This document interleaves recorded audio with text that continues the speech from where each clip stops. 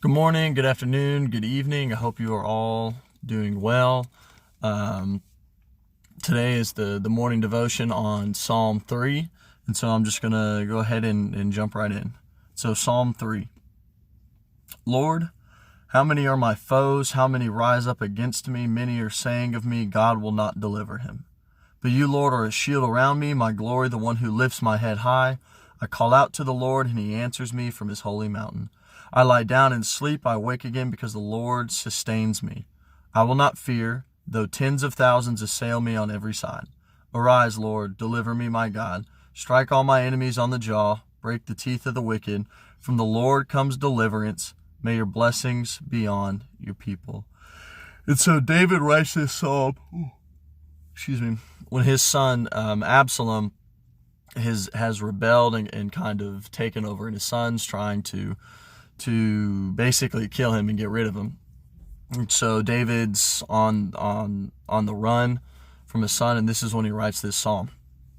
But that's where we get the first part. Lord, how many are my foes? How many rise up against me? Many are saying God will not deliver him. And we see, if you kind of go back to the first one where it says,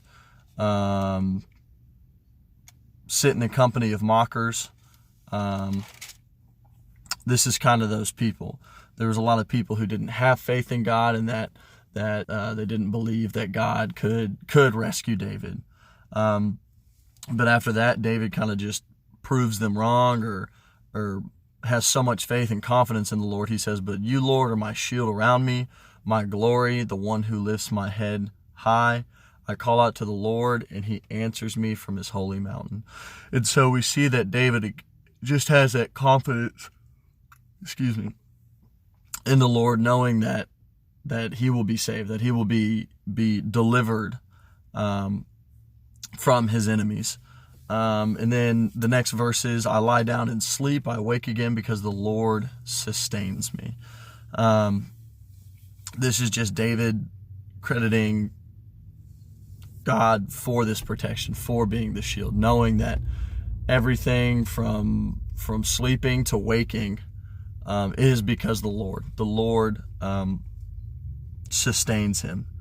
And so I'm going to read 3:5 because this one kind of can relate to us too, because there's a lot of the times when we feel like we're being persecuted, when we're going through a hard time, and sleep doesn't always come easy. Our mind is running and it's racing. And so 3:5. Sleep does not come easily during a crisis. David could have had sleepless nights when his son Absalom rebelled and gathered. What made the difference? David cried out to the Lord, and the Lord heard him. The assurance of answered prayers brings peace. It is easier to sleep well when we have full assurance that God is in control of circumstances. If you are lying awake at night worrying about change, pour out your heart to God and thank him that he is in control, and sleep will come. And we just see the incredible faith and heart that David has. Because again, he understands that he's not the one in control.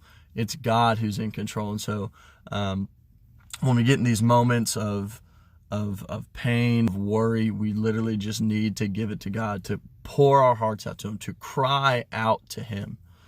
That way he'll hear it. In the faith of answered prayers, just it brings that peace to us. And so verse 6 says, I will not fear, though tens of thousands assail me on every side. Arise, Lord, deliver me, my God. Strike all my enemies on the jaw. Break the teeth of the wicked. And so, again, this just shows the faith of David. I will not fear, though tens of thousands assail me on every side. He is running from tens of thousands of people. His kingdom has just been overtaken, and people are trying to kill him. But he's not worried. He has no fear, because he knows, again, that the Lord is in control of his life and all the circumstances and everything happening around him. And so he doesn't fear. And he says, arise, Lord, deliver me, my God. Strike all my enemies on the jaw, break the teeth of the wicked. And so here he's asking the Lord to take vengeance, because it says in the New Testament and in Romans and somewhere else that did not repay evil for evil, and that the vengeance is of the Lord's. It's the Lord who's gonna take vengeance, not us. It's not our job. It's our job to forgive, to bless. And David understands that. He asked the Lord to take care of him, to deliver him. And so, verse 8, from the Lord comes deliverance. May your blessings be on your people. So again, we see it's the Lord that brings deliverance. It's not things that we do. It's the Lord. And that's kind of what I have for y'all. Just this morning, understand that the Lord is in control. It's God who has the power to deliver, to rescue, to bring peace. It's out of our ability. And when we stay up thinking about things we can't change and worrying about things we can't change,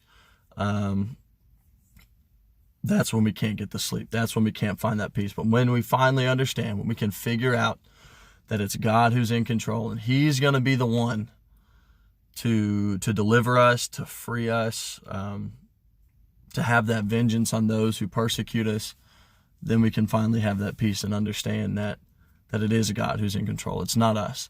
Because when we're the ones who try to take vengeance or take revenge or stay up, all it does is hurt us. All it does is bring us down.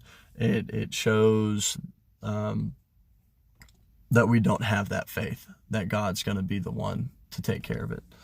But that's what I have for y'all. This again was a psalm of crying out, David crying out to the Lord, understanding that he's in a bad situation, but also understanding that it's God who's going to take care of him, and it's God who's in control.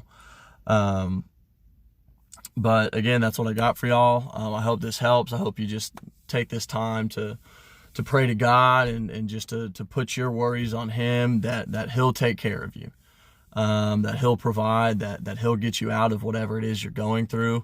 And just to have that stronger faith, that understanding, even when you're up against 10,000 people, that the Lord will deliver you. Love y'all and thank y'all. Be safe.